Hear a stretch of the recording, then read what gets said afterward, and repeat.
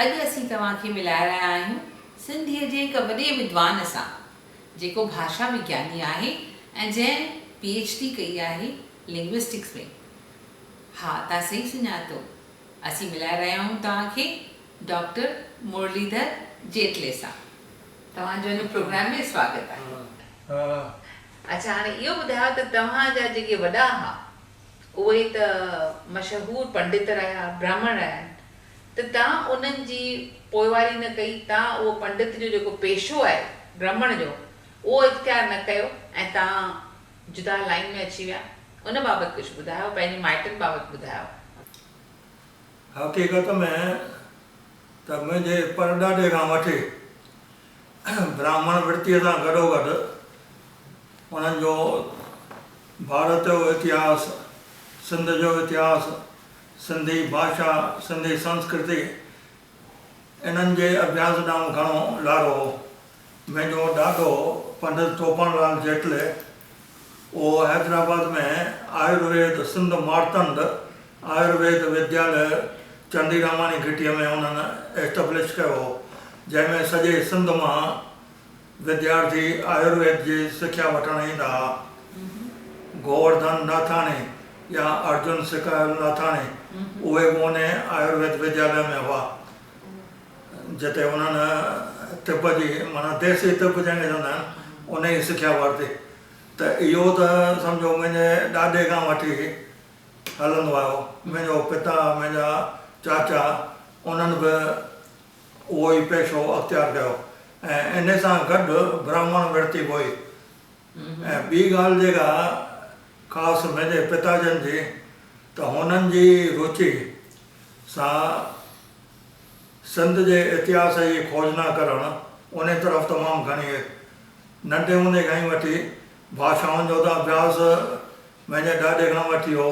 संस्कृत, हिंदी, मराठी, गुजराती, असां वटि सिंध में हुते महाराष्ट्र जा केतिरा मैगज़िन्स वग़ैरह उहे ईंदा हुआ।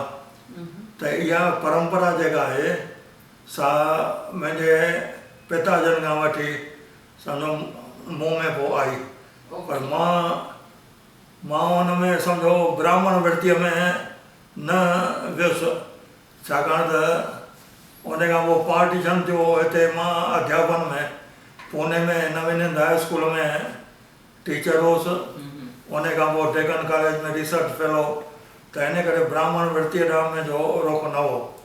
पर मुंहिंजे पिताजनि जी जेका इहा प्रवृत्ति हुई खोजना करणु, उन्हनि जो बि सिंधी भाषा का संक्षिप्त परिचय हिंदीअ में किताब लिखियलु आहे ऐं उन्हनि जा 8-10 किताब आहिनि संस्कृत में, हिंदीअ में, सिंधीअ में। ऐं उन्हनि जो त संस्कृत में उन्हनि कुझु तर्जुमो कयो। दादा जो नालो किशनचंद जेटले साईं, किशनचंद जेटले, उन्हनि हिकिड़ो किताब सिंधीअ में कयो हो, संस्कृत मां तर्जुमो न। हा, किशनचंद जेटले जा मुंहिंजे पिता जा माना संस्कृत में बि किताब लिखियल आहिनि। मनस जो उपनिषद जेको कामशास्त्र ते किताब आहे उहो उन्हनि संस्कृत में लिखियो आहे। पर इन खां सवाइ मराठीअ में बि उन्हनि जो सैंधवी संस्कृति नाले सां मराठीअ में किताब छपियल आहे, लेखन जो संग्रह। उन खां सवाइ हिंदीअ में सिंधी भाषा का संक्षिप्त परिचय उहो उन्हनि लिखियो। त पोइ तव्हां बि त चङा ई किताब लिखिया आहिनि, तव्हां घणा किताब लिखिया आहिनि? मुंहिंजा बि हेसि ताईं 25 खनि किताब छपियल आहिनि ऐं उन खां सवाइ 100 खां बि मथे मुंहिंजा अलॻि अलॻि मैगज़िन्स में लेख छपियल आहिनि, जेके किताबी सूरत में अञा न आहिनि। हाणे मुंहिंजा जेके ख़ासि विषय, जेके मुंहिंजा प्रिय विषय आहिनि, सो आहे भाषा विज्ञान। भाषा विज्ञान में मुंहिंजा 2 किताब ख़ासि सिंधीअ में, अरबी सिंधीअ में छपियल आहिनि। हिकिड़ो सिंधी ध्वनि विज्ञान यानी सिंधी फोनेटिक्स, ऐं ॿियो सिंधी लिखावट जो सिरिश्तो, जंहिंमें मूं पूरो इतिहास ॾिनो आहे त सिंधीअ लाइ जेके जुदा जुदा लिपियूं कमु ईंदियूं हुयूं, हटवाणकी, देवनागरी, अरबी सिंधी, तंहिंखां पोइ गुरमुखी, गुजरातीअ में बि सिंधी लिखंदा हुआ। थरपारकर में जेके सोढा वग़ैरह उहे गुजरातीअ में सिंधी लिखंदा। त इहो सॼो मूं इतिहास बाक़ाइदे ॾिनो आहे ऐं सिंधीअ में इहो इन क़िस्म जो इहो पहिरियों किताबु आहे जंहिंमें लॻभॻि 40 खनि मूं चार्ट बि ॾिना आहिनि त कीअं सिंधीअ लाइ अलॻि अलॻि लिपियूं कमु अचनि पियूं ऐं उन खां पोइ ब्रिटिश गवर्नमेंट जीअं आई आहे त उन्हनि अरबी सिंधी स्क्रिप्ट खे स्टैंडर्डाइज़ करे 1853 खां वठी उन में किताब छपणु शुरू कया। सिंधी जेका पहिरीं तइलीमी सिरिश्ते में न हुई उहा हुननि स्कूलनि में बाक़ाइदे प्राइमरी खां वठी सिंधी पढ़ण जो इंतज़ाम शुरू कयो ऐं उन लाइ हुननि इहा ज़रूरत महसूसु कई त भई असांखे स्टैंडर्ड स्क्रिप्ट हुअणु ज़रूरी आहे। उन खां अॻु छा हो त कातिब जेके हूंदा उहे अलॻि अलॻि नमूने पिया लिखंदा को ख़ासि जेके सिंधी आवाज़ आहिनि न न ज ग वग़ैरह त इहे हर को कातिब पंहिंजे नमूने में लिखंदो हो त उन खे उन्हनि स्टैंडर्डाइज़ करे 1853 खां सिंधी अरबी सिंधी अल्फ़ाबेट ठाही ऐं उन खां पोइ किताब सम्झो उन में छपजणु घणा शुरू थिया त इहो थियो भाषा विज्ञान ते। पर ॿियो मुंहिंजो ख़ासि जेको चाह जो विषय आहे सिंधी लोक साहित्य लोक संस्कृति उन ते सम्झो हिन खां अॻु सिंध में थोरे हिते भारत में भई सिंधी पहाकनि में सिंधी चवणनि में या सिंधी इस्तलाहनि में असांजे लोक संस्कृति कीअं लिखियलु आहे उन ते कंहिं बि वीचार कोन कयो। घणो करे मजमू उन जा संग्रह पिया असांखे मिलंदा भेरूमल महरचंद गोलकन छपायो गोलशकर छपायो केवलराम सलामत राय त उहे फ़क़ति कलेक्शन हुआ पहाकनि जा।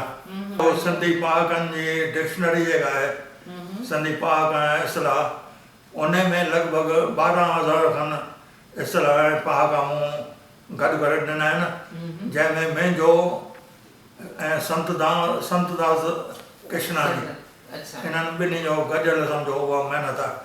पर उन में मुहावरो जेको मूं लिखियो आहे न त सिंधी पहाकनि ऐं मुहावरनि में सिंधी संस्कृति कीअं थी मिले उहो सम्झो उन ते हिन खां अॻु कॾहिं कंहिं कमु कोन कयो ऐं इन करे मूं इहा कोशिशि पे कई त भई के अहिड़ा विद्यार्थी अॻियां अचनि जेके हिन ते वधीक कमु कनि त रवि टेकचंदानी हिकिड़ो इन कम लाइ तयारु थियो ऐं उनखे मूं गाइड कयो जंहिं PhD उहा हासिलु कई आहे भई सिंधी पहाकनि में सिंधी सभ्यता ऐं संस्कृति उन जी उहा थीसिस आहे जंहिंमें 2005 में उनखे डॉक्टरेट मिली ऐं उहो किताबु जेको आहे सो पाकिस्तान मां बि सिंधी लैंग्वेज अथॉरिटी आहे उहो छपायो आहे ॿीहर छपायो आहे ऐं असांजे अकाडमीअ बि अरबी सिंधीअ में उहो छपायो ओरिजिनल थीसिस जेका उहा देवनागरीअ में आहे।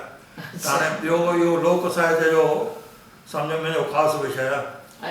ऐं टियों सिंधी साहित्य जो इतिहास सिंधी साहित्य इतिहास ते मूं ॾिठो त हेसि ताईं जिन बि लिखियो आहे मंगाराम मलकाणी अजवाणी त उन में शायदि रिपीटेशन ॾाढी आहे माना के बि कंहिं ॻाल्हि जी तस्दीक कजे कंफर्म कजे त भई हीअ ॻाल्हि फलाणो जेको लिखी विया उहा ठीकु आहे या न आहे त उहे अहिड़ियूं पॉइंट्स मूं केतिरियूं ॻोल्हे कढियूं जेके सम्झो हर को रिपीट कंदो पियो आहियो। जे मिसाल तौरु भई जेका 1853 में कमेटी ठही सिंधी स्क्रिप्ट जे स्टैंडर्डाइज़ेशन लाइ उन में भेरूमल महरचंद सिंधी ॿोलीअ जी तारीख़ इन में लिखियो आहे त भई हुन में मिर्ज़ा कलीज बेग जो भाउ सादिक अली बेग उहो मेंबर हो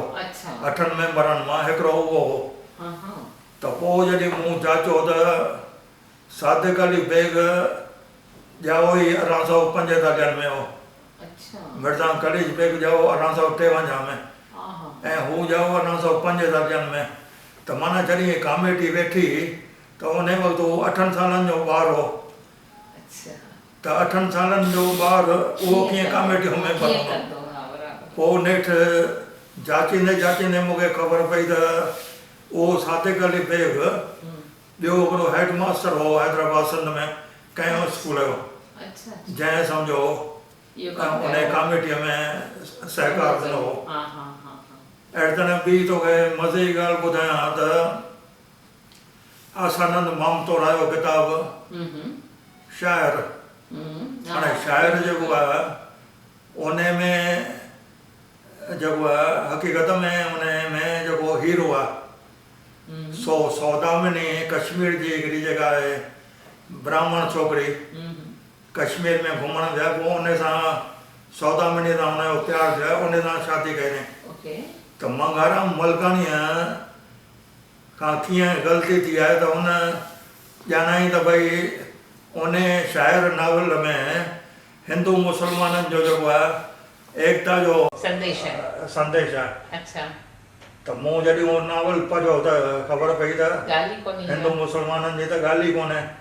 त सिंधी साहित्य इतिहास में अहिड़ियूं मूंखे घणे ग़लतियूं नज़र आयूं जेके वॾनि इतिहास जे लेखकनि कयूं आहिनि, उहे मूं पॉइंट आउट कयूं ऐं उहे मुंहिंजा लेख सिंध में पाकिस्तान में बि छपिया आहिनि। त इन नमूने जी उते उन्हनि तमामु घणो एप्रिशिएट कयो आहे त भई जेटले कयो गहराईअ सां अभ्यास करे इहे ॻाल्हियूं पॉइंट आउट कयूं आहिनि। त इहो जो सिंधी साहित्य जो इतिहास, सिंधी लोक साहित्य ऐं भाषा विज्ञान, इहे टे मुंहिंजा ख़ासि माना प्रिय विषय हुआ जिन ते मुंहिंजा किताब लिखियल आहिनि। अच्छा ॾाढो सुठो। पर हाणे इहो ॿुधायो त तव्हां नावल वग़ैरह कुझु कोन लिखियो? न नावल कुझु कहानियूं शुरू में लिखियूं हुअमि पंहिंजे स्टूडेंट लाइफ में, पर उहे बि सम्झो ॿाराणियूं मां खयूं आहिनि। त मुंहिंजो मन हो जेको लारो उहो खोजना ॾांहुं तहक़ीक़ ॾांहुं वधीक हो। त हिन वक़्तु असां वटि घणा भाषा विज्ञानी आहिनि सिंधीअ जा? सिंधीअ में बसि 10 खां मथे कोन जेके सचमुच क्वालिफाइड चइजनि। भाषा विज्ञान में बाक़ाइदे जन ट्रेनिंग वरिती आहे या जिन भाषा विज्ञान में MA कई आहे उन्हनि में सम्झ परसो गिदवानी आहे, सतीश रोहिरा, ऐं पहिरीं हक़ीक़त में ॿुधायां त इन खेत्र में बि माना पहिरियों मां आहियां जंहिं भाषा विज्ञान में PhD कई। मां 1961 में रिसर्च फेलो अपॉइंट थियुसि सिंधीअ में। त उन वक़्तु लक्ष्मण खूबचंदानी उहो अमेरिका में पेनिसिल्वेनिया में हो ऐं उते हिंदीअ सिंधीअ जो पाण में सिंधीअ ते हिंदीअ जो असरु इन सब्जेक्ट ते हुन PhD कई, जेको पेनिसिल्वेनिया मां हुनखे डिग्री मिली। त मां अपॉइंट थियुसि जून 61 में ऐं लक्ष्मण जॾहिं उतां अमेरिका मां मोटियो आहे तंहिंखां पोइ उनखे इन एब्सेंशिया सम्झो रीडर करे हुन में अपॉइंट कयूं। इहा सिंधी लिंग्विस्टिक डिपार्टमेंट जेका आहे डेकन कॉलेज में बर्पा कई वई 1961 खां वठी, ऐं असां जेका योजना खईं त Sindhi English dictionary comprehensive dictionary ठाहियूं ऐं सिंधीअ जो ग्रामर तयारु कयूं। त उन में सम्झो डिक्शनरीअ जो कमु अध में ई रुली वियो। खूबचंदानी पोइ छॾे वरी ॿिए पासे हलियो वियो, चई मां सिंधी लिंग्विस्टिक्स में न कंदुसि, मां यूनिवर्सल माण्हू आहियां त सिंधीअ ताईं पाण खे लिमिटेड न कंदुसि। त 4-5 साल उन कमु करे उहो छॾे ॾिनो। उहा डिक्शनरी अञा ताईं माना सिल्कुनि जे हालत में पई आहे कबटनि में। इहो ॿुधायो त असीं सिंधी डिक्शनरी जी ॻाल्हि था कयूं ऐं हिते असां वटि सिंधी स्कूल आहिनि कोन। तव्हांखे कहिड़ो सबबु थो लॻे सिंधी स्कूल छो बंदि थी विया? मुंहिंजो जेको अभ्यास आहे हिन बारे में त हक़ीक़त में 10 अप्रैल 1967 ते जॾहिं सिंधी कॉन्स्टिट्यूशन में आई, सिंधी भारत जे संविधान में मंज़ूर कई वई, तस्लीम कई वई, तेसि ताईं सभु सिंधी पाण में गॾु हुआसीं। सभिनी जो हिकिड़ो ई आवाज़ु हो भई सिंधीअ खे कॉन्स्टिट्यूशन में शामिलु कयो वञे। ऐं गवर्नमेंट उन वक़्तु इन करे शामिलु न कयो हो छाकाणि त सिंधीअ खे को प्रांत कोन हो हिते, ऐं उते जेके कॉन्स्टिट्यूशन ठाहींदड़ हुआ उन्हनि चयो त असां फ़क़ति रीजनल लैंग्वेजिस खणूं था। ऐं रीजनल लैंग्वेजिस उन्हनि 14 चूंडियूं, जीअं गुजराती, मराठी, आसामी, बंगाली वग़ैरह जिन खे पंहिंजा रीजन हुआ, उन खां सवाइ उन्हनि उर्दू जेका आहे उर्दूअ खे शामिलु कयो। चऊं उर्दूअ खे को रीजन कोन्हे, पर उर्दूअ खे बि उन्हनि हिन में संविधान में खयों, छाकाणि त उहा मुस्लमाननि जी ख़ासि भई ॿोली आहे, इन करे उर्दू रखियो वियो। ऐं संस्कृत जेका आहे सा उनखे बि को रीजन न हो, पर संस्कृत खे बि उनजी अहमियत खे सुञाणे संस्कृत खे शामिलु कयो वियो। ऐं अंग्रेज़ी बि इंटरनेशनल लैंग्वेज आहे, इन करे भारत में अंग्रेज़ीअ खे बि संविधान में रखियो वियो। पर संविधान में बाक़ाइदे उन्हनि इहो लिखियो आहे त अंग्रेज़ी तेसिताईं रहंदी जेसिताईं ॿियूं असांजूं इलाही काई ॿोलियूं जेके आहिनि रीजनल लैंग्वेजिस उहे एतिरो डेवलप थी वञनि जो उन में माण्हू पंहिंजा वीचार ज़ाहिर करे सघे। पर उहा ॻाल्हि जेका न थी आहे ऐं अॼु ताईं अंग्रेज़ीअ जो जेको प्रभुत्व महत्व जेको आहे जारी आहे। त हाणे अहिड़ी हालत में उन्हनि सिंधीअ खे शामिलु न थिए कयो, पर नेठि सिंधियुनि जॾहिं यकमुश्त थी इहो आवाज़ु उथारियो त 1967 में सिंधी शामिलु कई वई। हाणे तेसिताईं त सभु सिंधी गॾु हुआ, पोइ जीअं सिंधीअ लाइ कमु शुरू थियो, सिंधीअ लाइ योजनाऊं शुरू थियूं, त उन वक़्तु जेको लिपीअ जो मतभेद शुरू थियो ऐं गवर्नमेंट बि पंहिंजो इन ज़िद ते हुई त असांखे ॿिन्ही में जेको आहे कमु हलाइणो आहे। त इहा ॻाल्हि सम्झो 75 में जीअं मूं पंहिंजो ॿुधायो आहे त 75 में सिंधी एडवाइज़री कमेटी बर्पा करे सेंट्रल हिंदी डायरेक्टोरेट में ऐं सिंधी जूं योजनाऊं शुरू कराए वियूं। त उन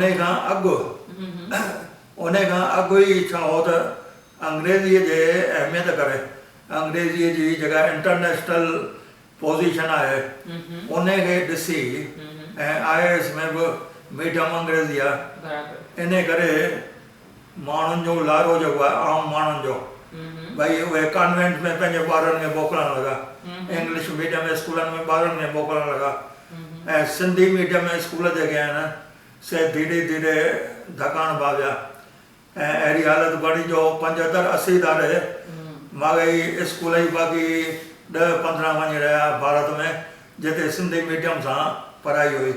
जिन प्रांतनि में देवनागरी स्कूल हलंदड़ हुआ ऐं उते बि उहा हालत सम्झो पुठिते पवंदी वई, जीअं राजस्थान आहे, मध्य प्रदेश आहे, उत्तर प्रदेश आहे, अॼु उते सम्झो हिकु बि सिंधी मीडियम स्कूल कोन्हे जेको देवनागरी तां पाढ़ींदो हुजे।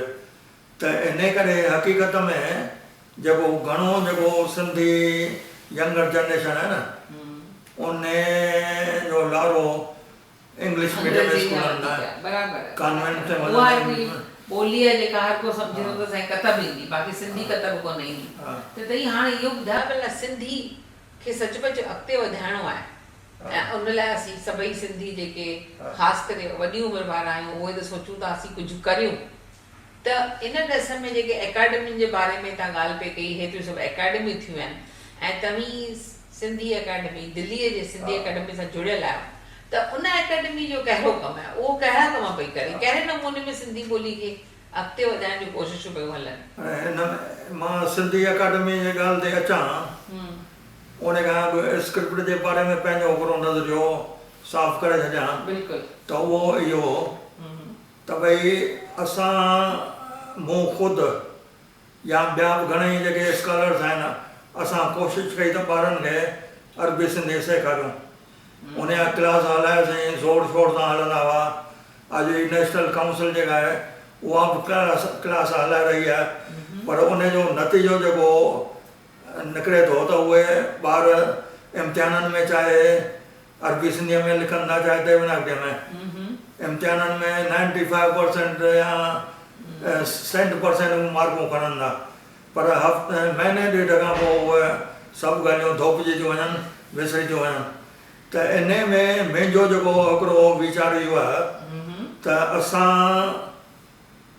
जेकॾहिं कंपलसरी कंदासीं भई ॿारनि खे सिंधी अरबी सेखारणी आहे त उन्हनि क्लासनि में जेके हेसि ताईं हलिया आहिनि पुणे में, बॉम्बे में, दिल्लीअ में, त उन में असां नाकामयाब थिया आहियूं ऐं ॿार जेके आहिनि चाव नथा वठनि के मजबूरीअ करे हल महीनो ॾेढ सिखी वरी 2-3 महीना छॾियऊं त स्क्रिप्ट विसरी वियो त इन हालत में मुंहिंजो नज़रियो इहो आहे त असांखे ॿई स्क्रिप्ट सम्झो मंज़ूर करणा पवंदा। पर ईअं ॿुधायो मूंखे त जेकॾहिं ॿई स्क्रिप्ट असीं मंज़ूर कयूं था त हिते जेका नौजवान टही आहे उहा देवनागरी में ई कमु करे थी ऐं देवनागरी पढ़े थी लिखे थी त असांजो जेको इहो एतिरो साहित्यिक खज़ानो आहे उनजो छा थींदो? उन्हनि खां त वाक़ुफ़ ई न थींदा। हा त हाणे हिन में मां मुंहिंजो जेको रायो आहे त असां जॾहिं ॾिठो आहे त कंपलसरी असां अरबी सिंधी सेखारियूं था त उहे ॿार उहा स्कीम कामयाबु न थी आहे त इन करे हाणे हिकिड़ी इहा ॿी हक़ीक़त आहे त असां सिंधी समाज में ॾिसूं त घणा जेके आहिनि अरबी सिंधी सिखणु चाहिनि था त उन में हक़ीक़त में जेके PhD वग़ैरह कनि था मुंहिंजे वीचार में जेके PhD कनि था सिंधी लैंग्वेज लिटरेचर ते जेके ख़ासि स्पेशलाइज़ेशन जिन खे हासिलु करिणो आहे उन्हनि लाइ सम्झो अरबी सिंधी सिखणु लाज़मी आहे कंपलसरी आहे। मुंहिंजे ख़्याल में असांखे कुझु अहिड़ो सोचणु खपे अहिड़ो को तरीक़ो करणु खपे जो असीं पंहिंजे माण्हुनि खे इहा ॻाल्हि ज़हन नशीन करायूं त मातृभाषा तव्हांजी आहे पंहिंजी मातृभाषा सिखण जे लाइ आर छो कजे पर हिते त ॻाल्हाइण ई नथो अचे माण्हुनि खे त उनजो छा कजे। हाणे इन सिलसिले में मज़े जी ॻाल्हि कहिड़ी आहे त हींअर सिंगापुर अमेरिका में जेका अमेरिकन एसोसिएशन ऑफ सिंधीज़ आहे त उते वरी इहो रायो पैदा थियो आहे भई हिते जेके ॿार आहिनि पैदा थिया अमेरिका में सिंगापुर में जकार्ता में उते बि सिंधीअ जो प्रचार हले थो त भई सिंधी ॿारनि खे सेखारियूं पर उन्हनि खे उहो रोमन जे ज़रिए सेखारनि। तव्हांखे जेकॾहिं सिंधी ॿारनि खे तव्हांजे ॿारनि खे अचे ई नथी सिंधी सॼो वक़्तु हू अंग्रेज़ीअ में ॻाल्हाइनि था त छा रोमन लिपि ॾियण सां सिंधीअ खे रोमनाइज़ करण सां हू सिंधी सम्झी वेंदा? न सिंधी माना उनखे सिंधी त सिखणी पवंदी खाली रीडिंग सां सिंधी कोन ईंदी त उनजो तरीक़ो कहिड़ो थियणु खपे ॿारनि खे सिंधी अचे सम्झ में अचे उनजे लाइ छा करणु खपे? उनजे लाइ जेको असां एक्सपेरिमेंट करे रहिया आहियूं ऐं असां ॾिठोसीं त सिंगापुर या हांगकांग में जेके ॿार आहिनि टीनेजर्स उहे हिंदी टीवी ॾिसी टीवी सीरियल्स हिंदीअ में ॾिसी हिंदी ॿोली सिखी विया आहिनि। उन्हनि खे उते सिंगापुर हांगकांग में सब्जेक्ट बि कोन्हे हिंदीअ जो। सिंगापुर में उनखे सुञाणे अर्जुन दासवाणी हा हा दादा उहो त ख़ासि रोमनाइज़ेशन जो कमु पियो करे असां सभु घण घुरा सभु गॾु आहियूं असांखे ईअं कुझु करणु खपे जीअं भई मातृभाषा असांजी आहे त असीं उनजी शेवा करियूं असीं उनखे बचाइण ऐं वधाइण जो कमु करियूं। दायरा त कोन कंदा कुझु करणु खपे हिन लाइ। मां 60 सालनि खां एजुकेशन लाइन में रहियो आहियां 20 सालनि जे उमिरि में पूने में नवीनंदा हाई स्कूल में लॻोसि टीचर हिंदी ऐं संस्कृत पढ़ाईंदो हुउसि त इन सॼे दौर में मुंहिंजो जेको अनुभव आहे ऐं भाषा विज्ञान जे ख़्याल खां त का बि ॿोली उनजो मुख्य रूप उहो आहे जेको स्पोकन फॉर्म आहे बिल्कुलु ऐं सेकेंडरी जेको उनजो फॉर्म आहे सो आहे रिटन लैंग्वेज। त हाणे इन में त को बि शक न आहे त ॿार जेको नंढो ॿार जेको ॼमे थो नंढे हूंदे खां पहिरियों ॻाल्हाइणु सिखे थो जॾहिं साल ॾेढ जो थिए थो तेसि ताईं हू ॻाल्हाइणु सिखे थो ऐं ॻाल्हाइणु जेको आहे इमिटेशन माउ पीउ या घर में ॿिया जेके भाती ॻाल्हाईंदा त उनखे हू नकुल करे अहिड़ी तरह ॿोली सिखंदो थो वञे त ॿोलीअ जो सिखण जो नेचुरल तरीक़ो इहो आहे। ऐं तंहिंखां पोइ स्कूल में वञे थो त उते जेको आहे स्पोकन सां गॾु उहो रिटन फॉर्म जेको आहे उहो बि सिखे थो। हाणे मूं पंहिंजे आज़मूदे मां ॾिठो त मुंहिंजी धीअ पूर्णिमा हिते जेका इंडियन हाई स्कूल में पढ़ींदी आहे। त इन जा ॿार जॾहिं नंढा हुआ असां वटि दहलीअ में आया। योगेश हिन जो पुटु जंहिंजो जनमु 87 जो आहे त अञा टी चईं साले जो हो त असां वटि दिल्लीअ में आयो। त उते पाड़े में ॿारनि खे रांदि कंदो ॾिसी, साइकिल हलाईंदो ॾिसी हुन माउ पीउ सां ज़िद कई भई मूंखे बि साइकिल वठी ॾियो। त हुननि चयो भई साइकिल हितां हलंदासीं बम्बई आहे त साइकिल हितां कीअं खणी हलंदी, ऐं बॉम्बे में तुंहिंजी साइकिल उते पई आहे उते हली त हलाइजांइ, ऐं हिते तोखे पाड़े वाड़े ॿार खां वठी था ॾियूं साइकिल, इहा तेसि ताईं तूं हलाए जेसि ताईं हिते आहियूं। त हुन जेका सट चई सा मुंहिंजे दिमाग़ में अञा यादि आहे। चई मां ॿिए जी साइकिल खणां, उहा भॼी पए त चटी पए मूं ते। त हाणे मां वाइड़ो थी वियुसि त चटी पवे, चटी पवण ख़ासि इहो सिंधी मुहावरो आहे, सिंधी यूसेज आहे। त इहो उन कीअं ॻाल्हाईं। त पोइ मूं पंहिंजे धीउ खां पुछो त चईं असां सभु घर में माउ पीउ तोड़े ॾाॾी ॾाॾो वग़ैरह सभु ॿिया चाचा सभु पाण में घर में सिंधीअ में ॻाल्हाइनि। इन करे पूर्णिमा जा ॿार धीअ तोड़े पुटु ॿई तमामु सुठी सिंधी ॻाल्हाईंदा आहिनि। त इन मां असांखे इहो सम्झणु घुरिजे त का बि ॿोली जेकॾहिं जीवित रहंदी त उन में समाज में नंढे में नंढो यूनिट आहे कुटुंब, फैमिली। फैमिलीअ में जेकॾहिं असां माउ पीउ जो इहो फ़र्ज़ु आहे त पंहिंजे ॿारनि सां पंहिंजे मातृभाषा में सिंधीअ में ॻाल्हाइनि। जे उहे नथा ॻाल्हाइनि त पोइ ॿार न सिखी सघंदो। इन करे असांखे सभु सॼे सिंधी समाज जे सम्झो इहा सुजाॻी आणणु घुरिजे त घर में ॿारनि सां तव्हां सिंधीअ में ॻाल्हायो। ऐं उहा जेकॾहिं ॻाल्हि क़ाइमु रहे थी त पोइ ॿोली जीवित रहंदी, उनखे को ख़तरो कोन्हे। उहो थियो ॿोली जो स्पोकन फॉर्म। त स्पोकन फॉर्म जो शर्त इहो आहे त माउ पीउ ॿारनि सां सिंधीअ में ॻाल्हाईंदा अचनि त उहो नंढे हूंदे खां उनजे कन ते उहो पवंदो ऐं ॿार बि उहो सिखींदा। हाणे हीअ जेके ख़ासि असांजा सिंधी आवाज़ आहिनि ग ज ड ब या ङ ण, इहे बिल्कुलु क्लियर चवंदा आहिनि, उहो इहो जाचो आहे। त उन खां पोइ जेको आहे सो आहे रिटन फॉर्म। हाणे रिटन फॉर्म में जेको असां ॾिठो त हींअर ताज़ो मोहन गयानीअ जो हिकिड़ो किताबु छपियो आहे जंहिंमें उनजा लेख उन्हनि जो संग्रह आहे।